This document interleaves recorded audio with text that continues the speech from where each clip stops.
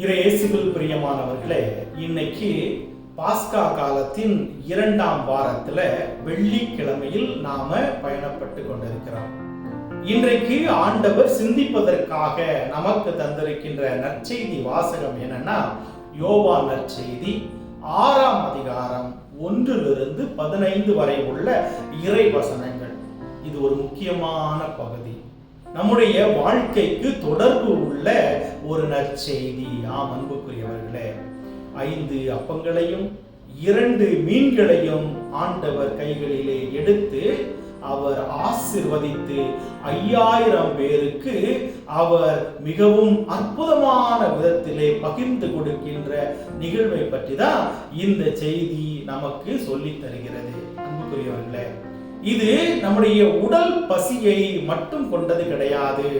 நம்ம கிட்ட என்ன குறை இருக்குதோ அந்த குறைவானதை ஆண்டவரிடம் ஒப்பு கொடுக்கின்ற பொழுது அது மிகுதியாக மாறுகிறது, நமக்கு தேவையானதாக மாறுகிறது, நம்முடைய உடலுக்கும் உள்ளத்திற்கும் ஆற்றலை கொடுக்கக்கூடியதாக மாறுகிறது. இந்த ஒரு மிகப்பெரிய புதுமையினுடைய பின்னணி எப்படி நடக்குதுன்னு கிறிஸ்தவர்களாக இருக்கின்ற நம் எல்லோருக்கும் நல்லாவே தெரியும். ஒரு மிகப்பெரிய கூட்டம். அன்புக்குரியவர்களே, இன்னைக்கு நீங்க பாருங்க, இயேசு மலை மீது ஏறி அவர் போதித்துக் கொண்டே இருக்கிறார். இயேசு எங்க போனாலுமே ஒரு பெரிய ஒரு கூட்டம் அவரை ஃபாலோ பண்ணும். அவரை நேசித்ததற்காக அல்ல, எதற்காக? அவர்கிட்ட ஏதாவது கிடைக்காதா? அந்த காலத்துல மக்கள் பசியோடும் பட்டினியோடும் அங்கே வாழ்ந்துட்டு இருந்தாங்க.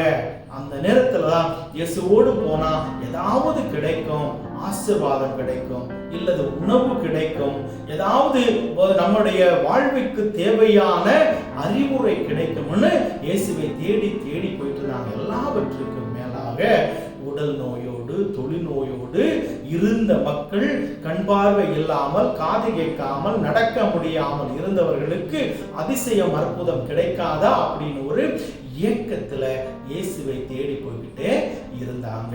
அன்புக்குரியவர்களே, அது போலதான் பெரிய கூட்டம் இயேசுவை ஃபாலோ பண்ணி போயிட்டு இருந்த நேரத்துல இயேசு தொடர்ந்து 3 நாட்கள் அவர்களுக்கு போதித்து கொண்டே இருக்கிறார்.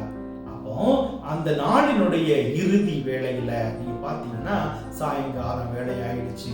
இயேசு மக்கள் மீது அதிகமான நேசம் கொள்கிறார்.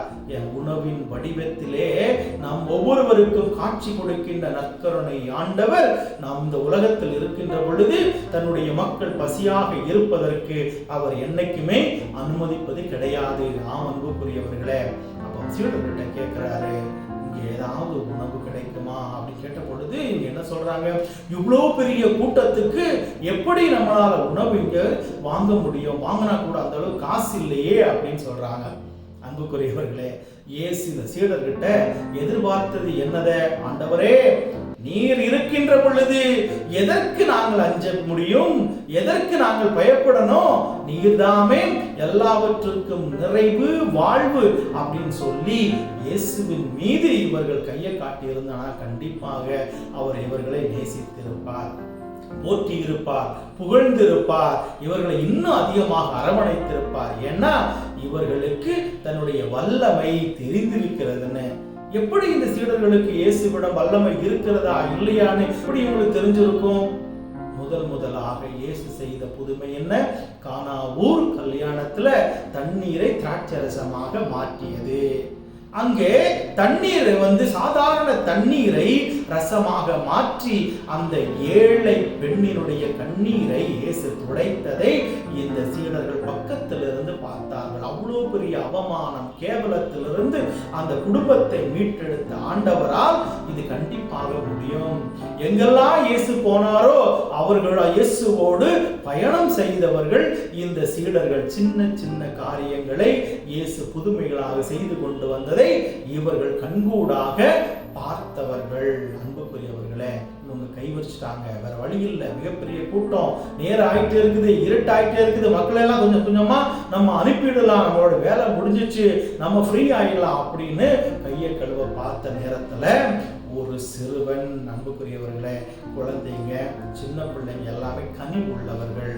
அவங்க கள்ளங்கபடம் இல்லாதவங்க என்ன பண்றாங்க, தனக்கு கொண்டு வந்த அந்த 5 அப்பத்தையும் 2 மீனை எடுத்துக்கிட்டு ஓடுறான். இயேசுவே, ஏதாவது கிடைக்கும்னு நீங்க கேட்குறீங்களே, என்கிட்ட இருக்கிறது இவ்வளவுதான், இதை வச்சு நீங்க ஏதாவது பண்ண முடியுமா அப்படின்னு சொல்லி கொடுத்த உடனே அன்புக்குரியவர்களே, அந்த சிறுமையிலிருந்து பெருமையாக ஆண்டவர் உருவாக்குகிறார். குறை உள்ளதிலிருந்து நிறைவை ஆண்டவர் உண்டாக்குகிறார். கையில் எடுத்து ஆசீர்வாதம் கொடுத்து அங்கே ஜெபிக்கின்ற பொழுது பலுகி பெருகிறது. அங்கே எல்லா மக்களும் வயிறார உண்ட பிறகு 12 கூடைகள் நிறைய அவர்கள் உண்டு போட்ட மீதியானது அங்கே இருப்பதை பார்க்கிறோம். இது எதை சொல்லுதுன்னா, அடிச்சு பிடிச்சி எங்களுக்கு கிடைக்கல, பிச்சு பிச்சு பாதியா கொடுத்தோம் அப்படின்லாம் இல்லை. மக்கள் அனைவரும் வயிறார உண்டு அதன் பிறகு வந்த மீதி அப்படின்னு பார்க்கிறோம். அன்புக்குரியவர்களே, இன்னைக்கு ஆண்டவர் நம்மகிட்ட எதிர்பார்ப்பது இந்த ஒண்ணுதான். நம்மகிட்ட இருக்கிறத கடவுள்கிட்ட கொடுக்குறோம்.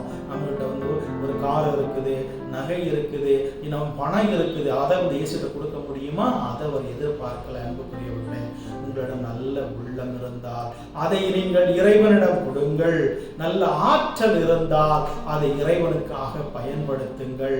உங்களிடம் பாவம் இருந்தால், பலவீனம் இருந்தால் அதை இறைவன்கிட்ட கொடுங்க. ஆண்டவரே, நானும் உம்மோடு கூட இருக்கணும்னு ஆசைப்படுறேன், உம்முடைய பணியை செய்யணும்னு ஆசைப்படுறேன், என்னால முடியலையே, நான் பலவீனத்துல இருக்கிறேன், இந்த குடி பழக்கத்துல இருந்து என்னால வெளிவர முடியல, போதை பழக்கத்துல இருந்து வெளிவர முடியல, அந்த சிகரெட் பழக்கத்திலிருந்து என்னால வெளிவர முடியல, எவ்வளவு முயற்சி பண்றேன், சோசியல் மீடியாவுக்கு நான் அடிமையாக இருக்கிறேன், நான் வெளிவர நினைக்கும் பொழுதெல்லாம் என்னை பலவீனம் என்னை பாடாய்படுத்துவதனால என் கூடவே இருந்து என்னை நீங்க ஆசீர்வதிங்கன்னு சொல்லி ஆண்டவரிடம் நீங்கள் இருப்பதை கொடுக்கின்ற பொழுது ஆண்டவர் உங்களை தூசு தட்டி அவர் உங்களை தன்னுடைய இரத்தத்தால் கழுவி ஆசீர்வாதத்தின் மகனாக உங்களை சமுதாயத்தின் முன்பாக நிறுத்துவார். தலை குனிந்த இடத்திலே நீங்கள் தலை நிமிர்ந்து நடப்பதற்கு உங்களுக்கு வேறு பலன்களை கொடுப்பார். மனிதர்கள் உங்களை பார்த்து ஏளனமாக பேசி இருக்கலாம், கேவலமாக சொல்லி இருக்கலாம், மன காயப்படுத்திருக்கலாம். ஆண்டவரிடம் நீங்கள் உங்களை ஒப்பு கொடுக்கின்ற பொழுது அவர் உங்களை நிறைவாக்குவார், உங்களை ஆசீர்வாதத்தின் மகனாக மகளாக மாற்றுவார். எனவே அன்புக்குரியவர்களே, இன்றைய செய்தி வாசகத்தை நாம் முழுமையாக நம்புவோம், அவருடைய பிள்ளைகளாக வாழ நாம் முயற்சி எடுப்போம். அப்பொழுது உங்களுடைய குடும்பம் குறையிலிருந்து நிறைவை நோக்கி நகரும், ஆசீர்வாதம் உங்களை நிரப்பிக் கொண்டே இருக்கும். அன்புக்குரியவர்களே, இந்த காணொளி உங்களுக்கு பிடித்திருந்ததென்றால் இதை உங்களுடைய நண்பர்களுக்கு நீங்கள் அனுப்பி கொடுத்து தமிழ் பைபிள் டிவி யூடியூப் சேனலுக்கு சப்ஸ்கிரைப் செய்து உங்களுடைய பேர் ஆதரவை எங்களுக்கு கொடுத்து உதவுமாறு கேட்டுக்கொள்கிறேன். God bless you.